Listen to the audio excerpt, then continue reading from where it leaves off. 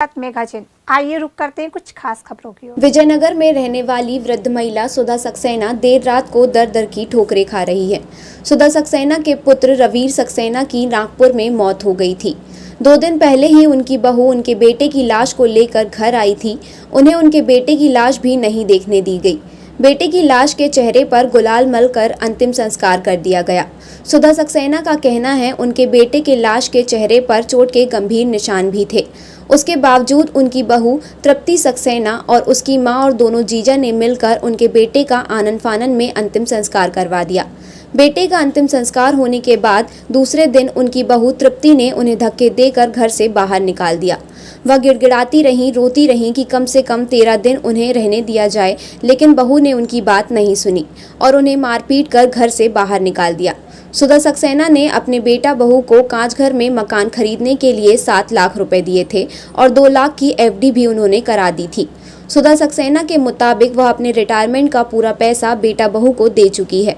इस मामले की रिपोर्ट सुधा सक्सेना ने विजयनगर थाने में भी की थी, लेकिन जब उन्हें इंसाफ नहीं मिला तो सुधा सक्सेना दोनों पैरों से लाचार है।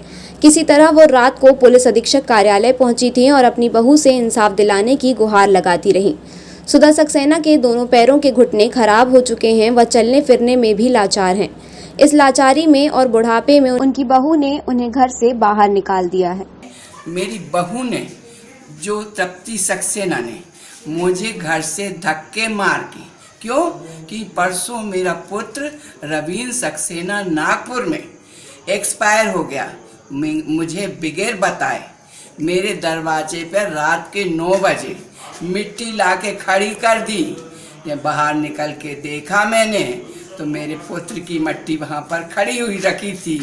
अपने दोनों जीजाओं को बताया, दोनों जीजा वहाँ उपस्थित थे। काहे के वो बर्फ का वो जो रखता है ऐसी लेके वहाँ उपस्थित थे उसी समय। उन्हें तुरंत और मुझे नहीं बताया मैंने उसकी बीमारी में 7 लाख 20 हजार दिए। जब वो नीचे उतरा तो मैंने देखा उसके चेहरे पे बहुत सारे निशान थे चोट के, परंतु उनके ऐसे लपेट के रखा। जब मेरी मिट्टी खुली तब मैंने देखा कि मेरे पुत्र के चेहरे पे बहुत सारे चोट के निशान थे और इतनी जल्दी उस पर गुलाल डाल दिया कि माँ ना देख पाए और कल मेरे बच्चे का फ्यूनरल हुआ और सुबह 6:10 से मेरे ऊपर अटैक करना चालू कर दिया। किसने किया अटैक? तृप्ति सक्सेना ने, रवीर सक्सेना की पत्नी, उसने मेरे को 6:10 से अटैक कि हम दोनों के बीच में एक पुल था, वो मर चुका है, अब मैं तुझको निकाल दूंगी और तुझको निकलना पड़ेगा।